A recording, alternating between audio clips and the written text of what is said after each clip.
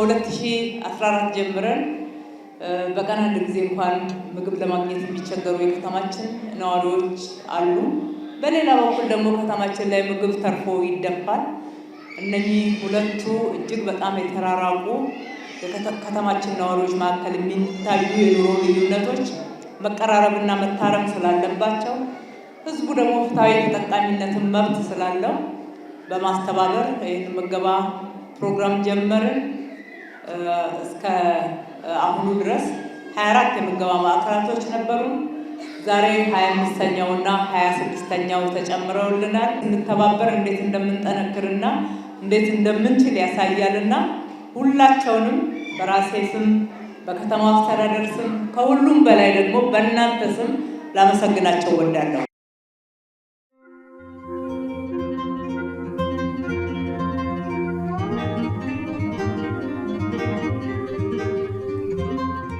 ከምትሰራቸው ስራዎች ውስጥ የተወሰነ ድጋፍ ለማድረግ ካልሆነ በስተቀር ገና የሚጠበቅብን ትልቅ ስራ እንደሆነ እናምናለን።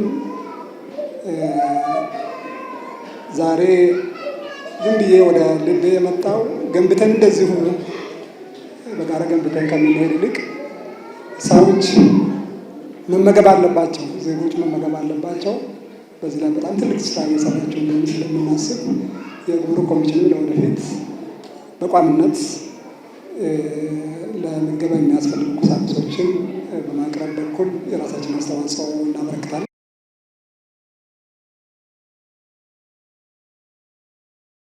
መንግስታችን በከተማችን በአዲስ አበባ በፓርቲያችን ብልጽግና መሪነት የህዝብን ሁለንተናዊ ተጠቃሚነት ለማረጋገጥና ዘላቂ ብልጽግናን እውን ለማድረግ በርካታ ተግባራትን ተከናውኗል፣ እየተከናወነም ይገኛል። ከስራዎቻችን መካከል ዋነኛው የምገባ ማዕከል ተጠቃሽ ነው።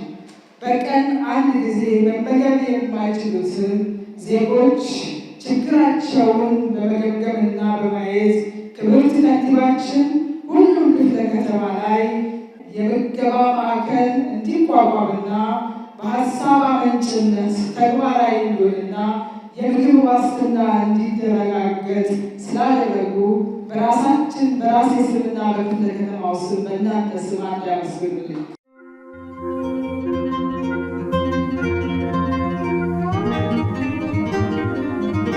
በጣም ደስ የሚለው ለተራበ የሚበላበት ለሸገረው ለችግረኛ በጣም ደስ ብሎ ሞራንና እድሜ ሀብት ይስጣችሁ እያልን እናመሰግናለን። በጣም ደስ ይላል። በጣም ትልቅ ደስታ ነው፣ ወደር የሌለው ደስታ፣ ትልቅ ደስታ ነው። ማየ ቆንጆ አውሎ ያግባችሁ፣ አመት አመት ያድርሳችሁ፣ እግዚአብሔር ይስጣችሁ። በቃ ቃላት ያጥረኛል፣ ለመግለጥም ቃላት ያጥረኛል። በተለይ መውደቂያ የሌለው ሰው፣ ዘመድ አዝማድ የሌለው ሰው እንደኛ አይነቱን ሰብስባችሁ መያዛችሁ ትልቅ ነገር ነው። በጣም ደስ አለኝ። በጣም ከምንም በላይ ባልበላ እንደዚህ ደስታውን ካየ እኔ ደስ ብሎኛል። እድሜ ይስጣችሁ።